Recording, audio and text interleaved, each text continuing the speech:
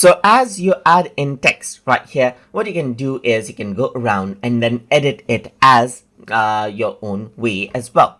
So over here you have your text. So let me just go around and add in another line over here saying DigiTube lessons right here, just like this. So let's just go around, say lessons. So you can go around and change out the text just like this wherever you want.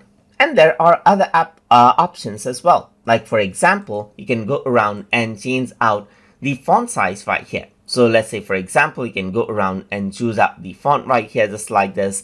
And then let's say for example, select this one or this one, any font that you like right here. So there's a lot of font choices, as you can see, just like this, that you can apply onto your text right here. So you can go around and select this, let's say for example, and that text format will be applied right here. So now over here, what else you can do is you can do basic formatting, like go around and bold it, you can underline it, italicize it, click on it and click on it again to apply and unapply it. You can go around and choose a color for your text over here as well. And besides the color, what you can also do is you can choose text styles from over here. You can expand this and choose different text styles that you can select from over here to give it different look as you like, just like this.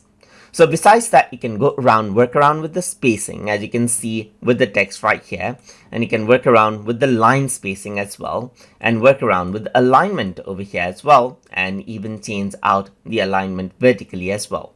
You can work around with size right here, or you can also go around and work around with size like this. You can drag around to change around the position right here and work around with rotation and everything else right here.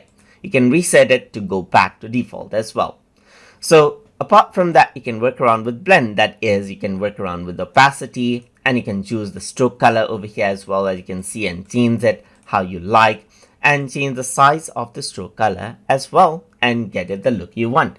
So apart from that, you can go around, add in a canvas in the background and change around its opacity as well.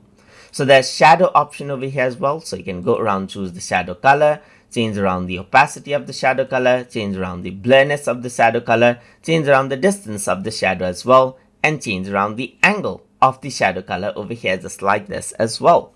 And that is how you can work around with the basic text editing effect inside of CapCut and give the text the look you want. So hope you guys learned something as always. And as always, please like, comment, share, and subscribe